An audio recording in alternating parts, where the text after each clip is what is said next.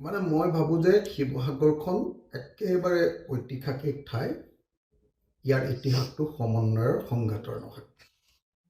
গতিকে ইউনিছ তামুলীয়ে হওক বা আপোনাৰ আমাৰ কি কয় চিটু বৰুৱাই হওক, চিটু বৰুৱাই হওক বা ইউনিছ তামুলীয়ে হওক, মই দুইজনকে আহ্বান জনাইছোঁ যে শিৱসাগৰত মানুহৰ মাজত সংঘাত লগাব নালাগে। আৰু বিশেষভাৱে মই ইউনিছ তামুলীক স্পষ্টকৈ জনাই দিছোঁ যে ইউনিছ ভাই, তুমি কোনোপধ্যে শিৱসাগৰক এই ধৰণৰ শিৱসাগৰক লৈ এনেকুৱা ধৰণৰ কথা তুমি নকবা। আৰু মই লগতে চিটু বৰুৱাকো আহ্বান জনাইছোঁ যে চিটু ভাই, তুমি যিবিলাক কৰি আছা এইবিলাক অসমৰ মুখ্যমন্ত্ৰীজনৰ উচতনিত কৰি আছা। অসমৰ চব মানুহে বুজিছে। জাতীয় সংগঠনৰ নামত তোমালোকে বিজেপিক সহায় কৰিবৰ কাৰণে আৰু শিৱসাগৰক অস্থিৰ কৰিবৰ কাৰণে তোমালোকে যি চক্ৰান্ত ৰচিছা, এইটো অসমৰ মানুহে বুজি উঠিছে। আজি সেইকাৰণে ইউনিছ তামুলীকো শিৱসাগৰৰ মানুহে ছাপৰ্ট দি দিয়ে আৰু চিটু বৰুৱাকো কোনেও ছাপৰ্ট নিদিয়ে। আপোনালোকে খাটাং থাকক। শিৱসাগৰৰ মানুহ হ'লেও আমি একতাৰ পক্ষত, সমন্বয়ৰ পক্ষত থকা মানুহ।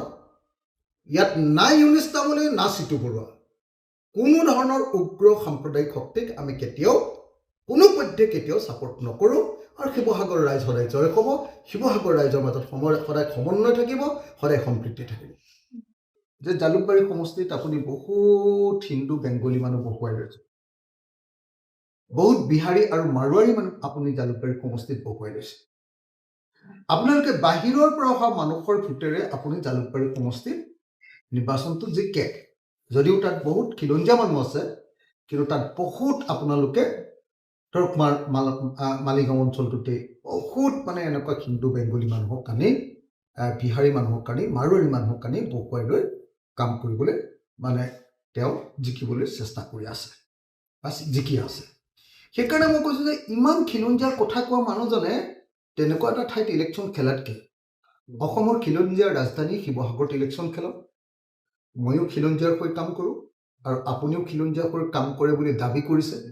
গতিকে খিলঞ্জীয়াই কাক ভাল পায় আমাৰ শিৱসাগৰত পৰীক্ষা হওক। এতিয়ালৈকে সংবাদ মাধ্যমে তেখেতক 3বাৰ প্ৰশ্ন সুধিলে।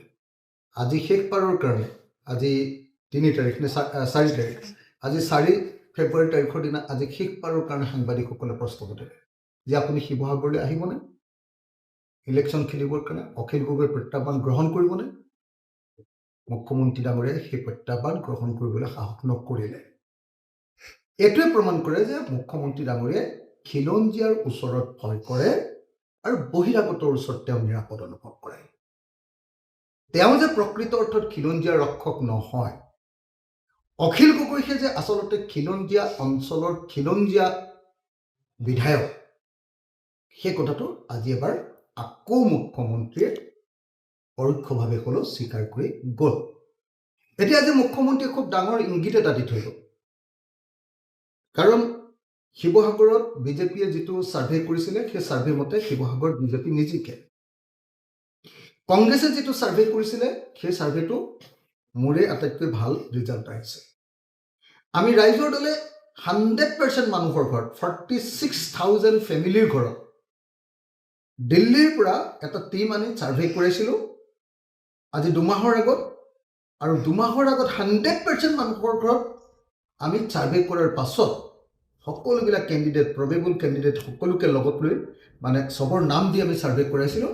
আৰু তাৰপাছত আমি দেখিছিলোঁ যে ৰাইজৰ দল অখিল গগৈ শিৱসাগৰ সমষ্টিত মানে 70%তকৈ অধিক মানুহৰ সমৰ্থন লাভ কৰিছে।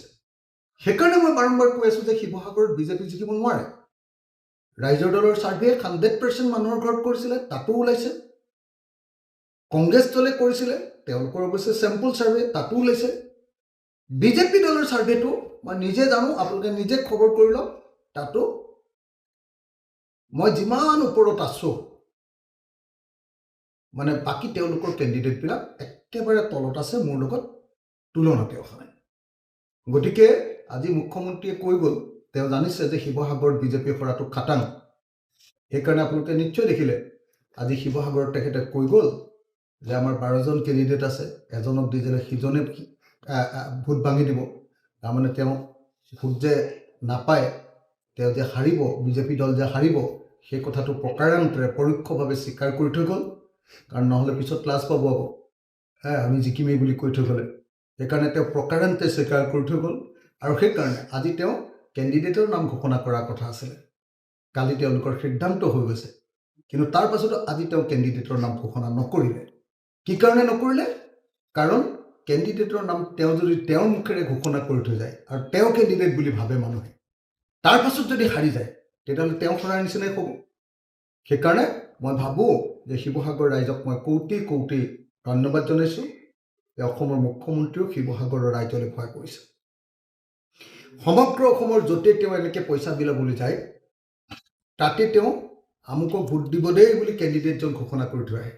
কিন্তু শিৱসাগৰত তেওঁক সেইটো কৰিবলৈ সাহস কৰা নাই। কাৰণ তেওঁ জানে যে ইয়াত অখিল গগৈ মানুহে মৰম কৰে, আৰু যদিহে তেওঁ ঘোষণা কৰি যোৱা কেণ্ডিডেট জিকিব নোৱাৰে, তেতিয়াহ'লে তেওঁ চিৰজীৱনৰ কাৰণে শিৱসাগৰ ডিছক্ৰেডিটেড হ'ব।